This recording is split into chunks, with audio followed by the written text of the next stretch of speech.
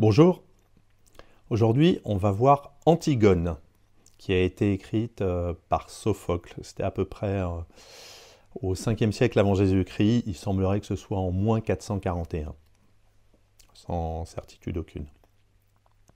Ça explore les thèmes de la justice, de la famille, de l'autorité et de la rébellion. La pièce raconte l'histoire d'Antigone, une jeune femme appartenant à la famille maudite des Labdacides, qui défie l'autorité du roi de Thèbes pour honorer son frère défunt. Après la guerre de Thèbes, où les deux frères d'Antigone, Polynice et Théocle, s'entretuent, Créon, le nouveau roi de Thèbes et oncle d'Antigone, décide d'honorer Éthéocle avec des funérailles en grande pompe, mais refuse cet honneur à Polynice, qu'il considère comme un traître. En punition de sa rébellion contre Thèbes, il ordonne que le corps de Polynice reste exposé sans sépulture.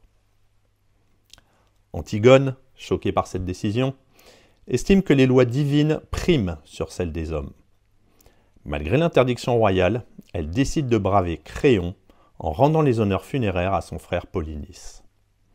Ismène, sa sœur, refuse de l'aider, effrayée par les conséquences. Antigone persiste et son acte de défi la conduit rapidement devant Créon. Antigone est arrêtée et confrontée à Créon. La tension monte entre eux, chacun représentant des valeurs opposées. Antigone incarne la piété et le respect des lois divines, tandis que Créon représente l'autorité de l'État et la nécessité d'un ordre rigide.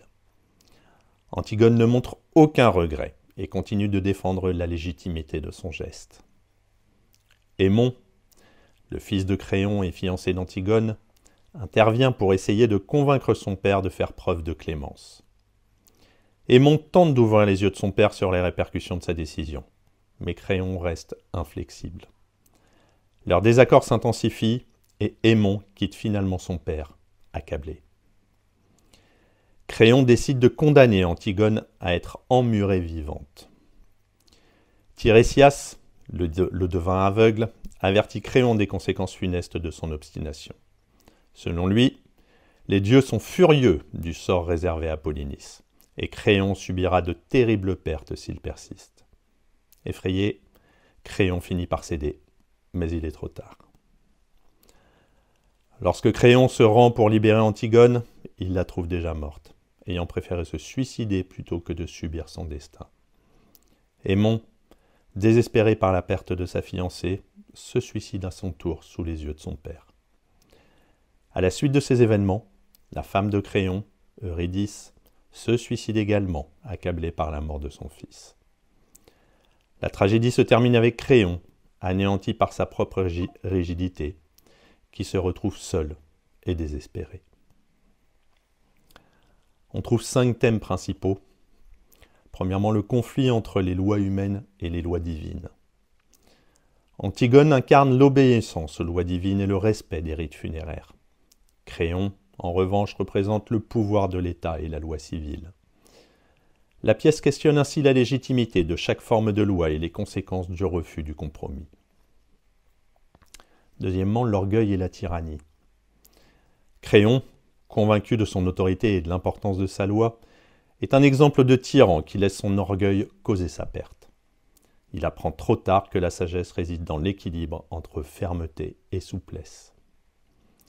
Troisièmement, le sacrifice et la fidélité familiale.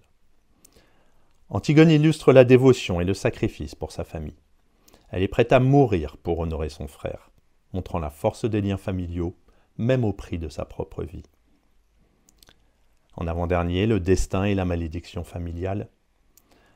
Antigone est l'héritière de la tragédie familiale des Labdacides.